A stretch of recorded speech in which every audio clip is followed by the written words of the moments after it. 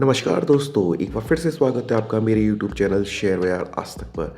दोस्तों, मंडे को मार्केट कैसा रहेगा? सोमवार को तबाही आएगी या तेजी? और जो अब आप मार्केट में गिरावट देख रहे हैं, क्या वो टैक्स लॉस हार्वेस्टिंग हो रहा है? और नज़र रहेगी स्टॉक पर आरवीएनएल, आईआरएफसी, हिंद कॉपर यानी कि सरकारी कंपनियों पर, रेलवे स्टॉक्स पर, पावर कंपनियों पर और एफआईआईज साल के लास्ट में जाते जाते भी 317 करोड़ रुपए का माल बेचा था फ्राइडे को। और टीआईआईज ने खरीदा है 1772 करोड़ रुपए का माल। दोस्तों, बात इन्हीं शेयरों की होगी, चार्ट की बात होगी, निफ्टी बैंक निफ्टी की वीकली चार्ट क्या बोल रहे हैं और मंथली चार्ट भी क्या बोल रहे हैं, बात करते हैं दोस्तों। चलिए शुरू करते हैं। दोस्तों, फ्राइडे के सेशन में निफ्टी 26,042 पे बंद हुई थी और मैंने बोला था कि ये 99 के फेरे में फंस चुकी है, तो वो देखिए आप। और बैंक निफ्टी 59,011।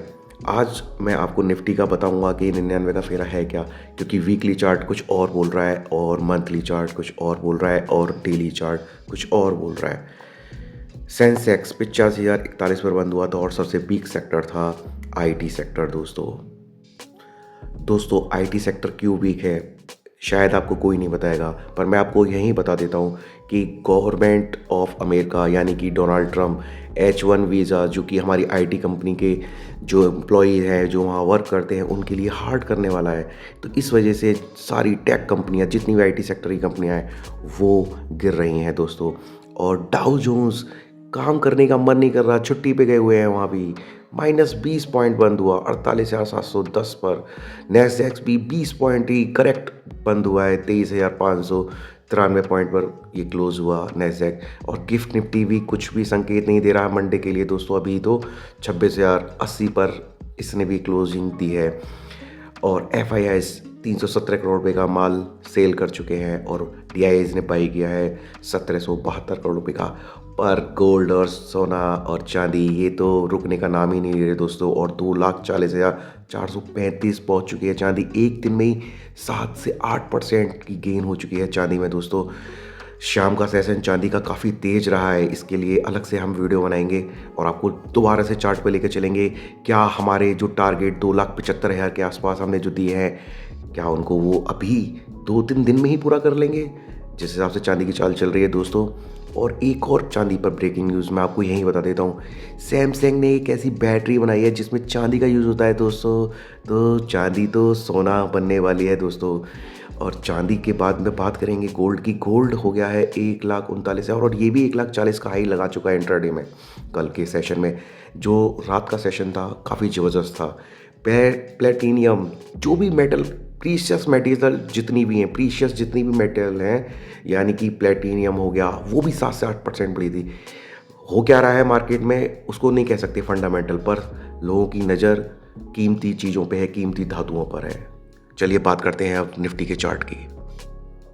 तो दोस्तों, हम आ गए हैं निफ्टी के चार्ट पर। दोस्तों, कल ही हमने आपको बताया था कि निफ्टी रिवर्सल हो चुकी है और उससे 4 दिन पहले ही हमने आपको बता दिया था कि निफ्टी में थोड़ी कमजोरी है। और ये जो अब हमारे हिंदुस्तानी जो HNI वगैरह, बड़े बिग HNI वगैरह हैं, वो जो है अपनी टैक्स लॉस हार्वेस्टिंग कर रहे हैं, यानी कि अपने टैक्स को बचाने के लिए अपना लॉस वो करते हैं दोस्तों। ये बहुत बड़ा टॉपिक है। आप जाके गूगल पे सर्च करेंगे टैक्स लॉस हार्वेस्टिंग, तो आपको पता चलेगा कि कैसे टैक्स बचा सकते हैं हम शेयर बाजार में। तो इसके ऊपर अभी मैं वीडियो नहीं बना रहा हूँ, पर मैं आपको पूरी डिटेल से समझाऊंगा, क्योंकि ये होती मंथ एंड में ही है, दिसंबर मंथ में। तो ये साल का अंत है, तो अब लोग आगे इसमें भी लग रहे हैं। ठीक है दोस्तों, तो ये तो इसका डेली चार्ट हुआ। अब इसके मंथली चार्ट की बात कर लेते हैं, वीकली चार्ट की सॉरी पहले बात करेंगे, फिर मंथली की भी बात करेंगे।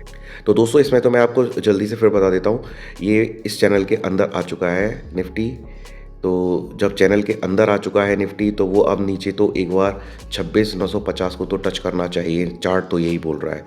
अब वीकली चार्ट क्या बोल रहा है उसकी बात कर लेते हैं। दोस्तों, निफ्टी का वीकली चार्ट भी अब एक बहुत बड़ी गिरावट की ओर संकेत कर रहा है, क्योंकि इसमें भी कैंडल अच्छी नहीं बनी है। कैंडल का नाम बताइए आप कमेंट सेक्शन में जिनको पता है। ठीक है दोस्तों, मैं कैंडल का नाम नहीं बता रहा हूँ, पर मैं आपको बता देता हूँ कि ये कैंडल अच्छी नहीं बनी है वीकली चार्ट में। ये कैंडल पूरी की पूरी ऐसी बनी है कि ये जो आप इसका नाम बताइए पहले तो, ठीक है दोस्तों, कमेंट सेक्शन में। पर ये भी कैंडल जो बोल रही है अब कि ये 25,965 तो इमीडिएटली कल मंडे को यानी कि एक बार टच जरूर करेगा, चाहे खुलते ही करे चाहे दिन के दौरान करे। और ये जा कहाँ से सकता है, अब ये इस बैंड को जरूर टच करेगा दोस्तों। ये लगभग बैठेगा आके 25,800 दोस्तों, 25,800 ये एक बार निफ्टी टच कर सकता है। अगर 25,950 को ये ब्रीच नहीं करता है तो ये एक बार रिवर्सल फिर से दे सकता है और चैनल के बाहर क्लोजिंग कर सकता है, फिर 26,50 के ऊपर ही। अदरवाइज़ ये एक बार 25,800 को भी टच करने की ओर जा रहा है। वीकली चार्ट जो इसका है वो यही बोल रहा है। ठीक है दोस्तों, वीडियो लंबी ना हो इसलिए बात करते हैं बैंक निफ्टी की। दोस्तों डेली चार्ट में बैंक निफ्टी भी रिवर्सल कर चुका है और ये भी चैनल के अंदर आ चुका है। जैसे कि हमने कल भी बताया था आपको, इस चैनल के अंदर ये आ चुकी है और इसकी कैंडल ने एक क्लोजिंग दे दी है। अगर ये मंडे को भी क्लोज अंदर देता है तो ये भी बड़ी गिरावट के संकेत दे रहा है और ये 58,800 का इमीडिएट एक टच नीचे का लो करेगा। और बड़ा जो इस पे ब्रेक डाउन हो सकता है वो दोस्तों 58,500 का भी ये लेवल एक बार टच कर सकता है बैंक निफ्टी।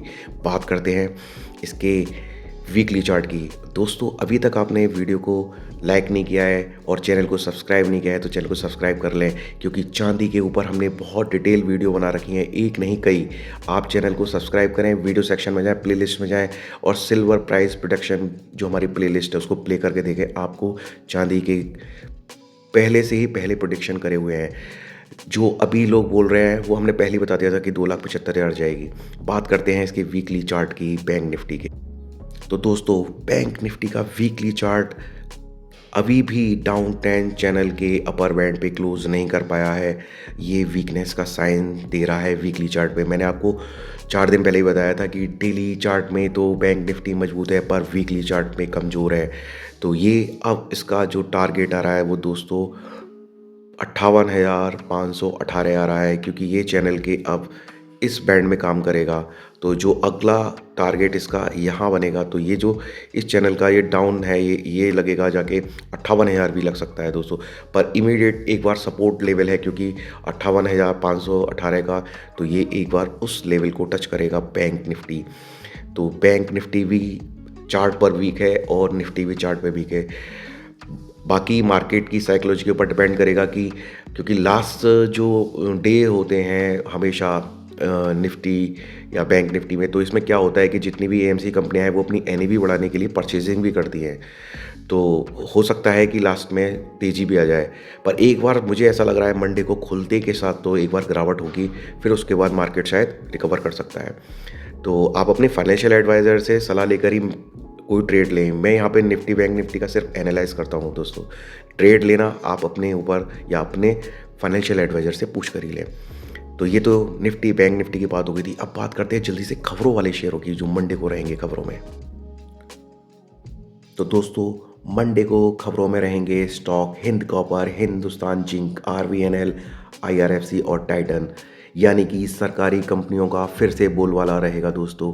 हिंद कॉपर बहुत पहले आपको बताया था कि ये कॉपर नहीं है दोस्तों, सोना है। और ये जिंक नहीं है, ये चांदी है। चांदी है, चांदी है, चांदी है। हिंदुस्तान जिंक 518 पे आपको बताया था। आप वीडियो सेक्शन में जाएं, चैनल को सब्सक्राइब करें। आपको जब मेरी पहली वीडियो इस चैनल की है चांदी चली चांद के पार, आपको 2 चीज़ें बताई थी। एक टाटा सिल्वर ETF बताया था जो 20 रुपये से भी कम में चल रहा था दोस्तों, और ये जो हिंदुस्तान जिंक है ये इसका शेयर प्राइस चल रहा था 518। मैंने बताया था कि ये हमारे हिंदुस्तान की और वर्ल्ड की, हमारे हिंदुस्तान की तो नंबर 1 कंपनी है सिल्वर प्रोडक्शन में, और वर्ल्ड में नंबर 3 पे है। सिल्वर का प्रोडक्शन करती है दोस्तों। और जब सैमसंग ने बैटरी ही बना दी है चांदी की, तो चांदी तो कहाँ जाने वाली है और इन शेयरों का क्या होगा, क्योंकि उनको तो चांदी चाहिए। हिंदुस्तान जिंक से लेंगे या चाइना से जाके लेंगे, जहाँ से भी लेंगे, पर चांदी की खपत बढ़ने वाली है दोस्तों। तो आप ETF के थ्रू करें इन्वेस्ट, डायरेक्ट लेके करें इन्वेस्ट, या किसी शेयर के थ्रू करें। शेयर हिंदुस्तान जिंक इसलिए बढ़िया लगता है, मैंने आपको बताया था, उस वीडियो में भी बताया था, फिर बता देता हूँ, क्योंकि ये डिविडेंड देता है दोस्तों। डिविडेंड यील्ड के साथ ये काफ़ी अच्छा शेयर है। कॉपर में 7-8% की तेज़ी एक दिन में हो रही है दोस्तों। प्लेटिनियम एक दिन में 7-8% बढ़ा है। जिंक काफ़ी मतलब जितने भी आप मेटलों को उठा के देखें, सारे मेटल शेयरों में तेज़ी है। और उसका सबसे बड़ा कारण क्या है ना दोस्तों, शायद आपको नहीं पता, मैं बता देता हूँ। जो शेयर बाज़ार के पुराने धुरंधर हैं ना, उनको पता है कि जब रेट का डाउन होता है तो तेज़ी किन में आती है, तेज़ी मेटल में आती है दोस्तों, आईटी में आती है। तो ये अगले जो हमारा साल आने वाला है उसका पहले से ही वीडियो तो मैं उसकी लेके अलग से आऊँगा, पर मैं आपको पहले बता देता हूँ, ये अगले साल के रहेंगे गेनर इंडेक्स वाइज। आरवीएनएल में तेज़ी क्यों आ रही है, आईआरएफसी में तेज़ी क्यों आ रही है, आपको सुना होगा गवर्नमेंट ने चुपचाप 2 बार ही पैसे बढ़ा दिए हैं रेलवे किराए के। इस बार के रेलवे किराए के तो आपने देख लिया, पर साल में 2 बार किराया बढ़ चुका है और बजट आने से भी इनको काफ़ी अच्छी होती है। आईआरएफसी हमने खबरों में कल भी दिया था।